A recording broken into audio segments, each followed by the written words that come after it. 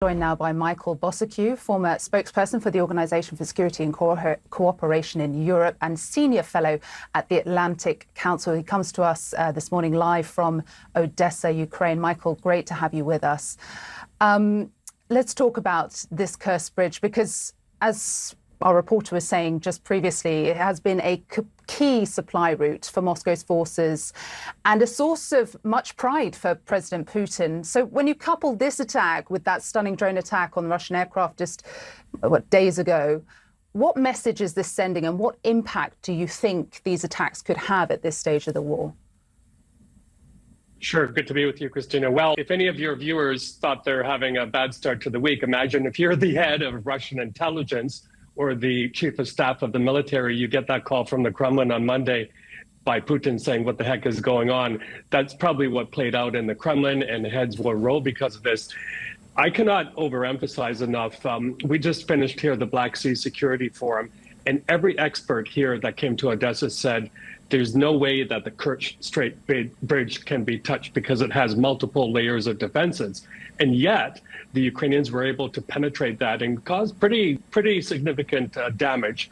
So a huge humiliation to them. And that, of course, is on top of what happened on Sunday. Something like 40% of strategic bombing capability of the Russians just evaporated.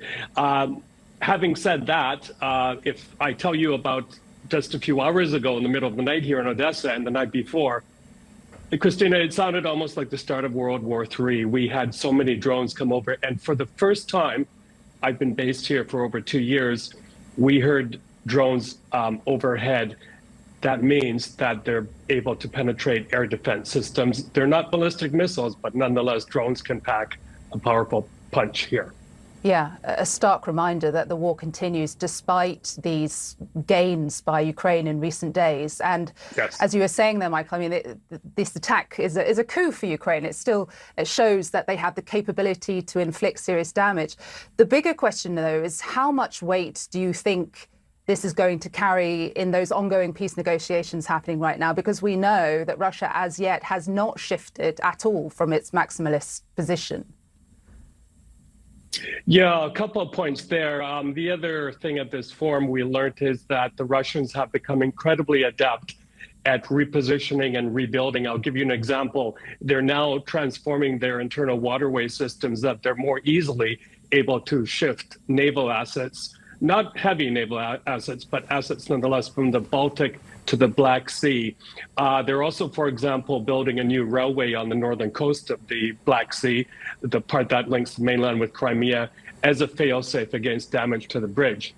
Now, peace talks alone will not bring peace. I'm convinced of that. What needs to happen right now, and I mean today, is the folks in Brussels, the European leaders and bureaucrats need to unload and completely every possible sanction they have onto Russia. As Ambassador John Bolton said the other day, the EU has now put 17 sets of sanctions on Russia. Why wasn't all that done at the beginning? So maximum pain needs to be inflicted. And one last thing, I'm going to say this anyway, if I called the leaders and bureaucrats in Brussels incompetent, I don't think anyone in Ukraine would dispute that with me, because we can't figure out why they don't inflict the maximum damage that they can.